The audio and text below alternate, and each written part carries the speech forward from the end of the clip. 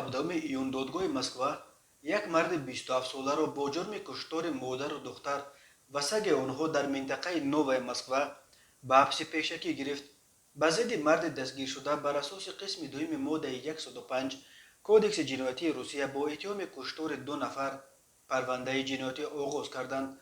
Мақомоти тафтишотӣ исми гумонбаршаванда ва қурбонiyонашро нашр накарданд, вале нашрияи «Комсомольская правда» хабар дод, ки ӯ зодаи Тоҷикистон Наврӯз Ҷумаев ном дошта, субҳи 15 июн зани 44-солаи ҳамзисташ Екатерина Сергеевская, духтари 22-солаи вай Елизавета ва саги навъи такса бо лақаби Татошкаро кушта, сипас хонаро оташ задааст, то изи ҷинояти худро бипӯшонад, вале хеле зуд дастгираш карданд. Раёсати тафтишотии шаҳри Москва хабар дод, ки бар асоси фарзияи тафтишот субҳи барвақт 15 июн дар як манзил дар кӯчаи Дзержинскии шаҳри Кокошкина дар минтақаи Новая Москва марди дастгиршуда зани 44-солаи ҳамзисташ ва духтари 22-солаи ӯро бо ҷароҳатҳои зиёди халандаю буранда ба қатл расонида, сипас санадҳо, телефонҳои мобилӣ, ноутбук ва ҷавоҳироти ин ду занро гирифта, хонаро оташ зада фирор кардааст.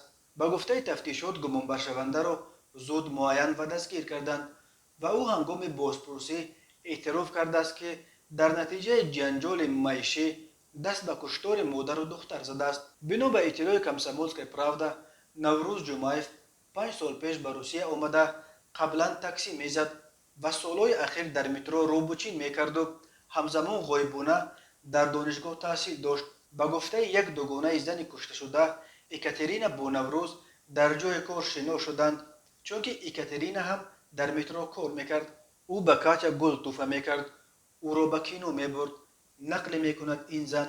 17 сол фарқи синни онҳо Наврӯзро нороҳат намекард. Катя, ки аз шавҳараш ҷудо шуда буд, ба ин ҷавон дил баста ва ӯро барои зиндагӣ ба хонаи худ даъват кард. ӯ ҳеҷ гоҳ аз Наврӯз шикоят намекард. Баръакс мегуфт, ки ба фарқ аз шӯи аввалаш инаш наменӯшад. Наврӯз ҳам дар метро фарши мармаринро бо мошини махсус мешуст ва ҳам ғоибона дар риштаи забонҳо дар донишгоҳи дӯстии халқҳои Русия ба номи Патрис Лумумба таҳсил мекард. Бо вуҷуди он, ки синнаш ба 27 расида буд, орзу дошт, ки дар мактаб муаллим шавад. Ман бо ӯ суҳбат мекардам, одами бад набуд.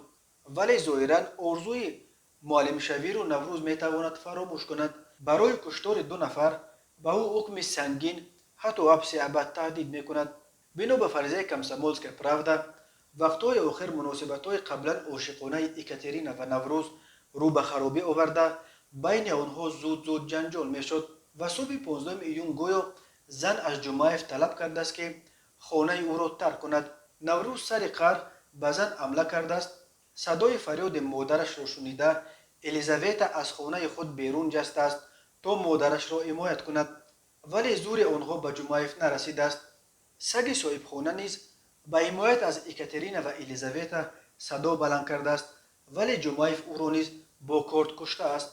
Баъди ин ҳама хунрезӣ Наврӯз дастонашро шуста, аз хун тоза кард, либосашро иваз кард ва ҳамаи чизҳои арзишманди соҳиби хона аз ҷумла ҷавоҳирот, телефонҳои мобилӣ ва ноутбукро ба як сумка андохта, сипас хонаро оташ зад. ӯ фикре дошт, ки сӯхтор ҷасадҳоро чунон вайрон мекунад, ки ҳама фикре мекунанд, ки модару духтар дар сӯхтор ҷон бохтанд. Хабар додааст «Комсомольская правда».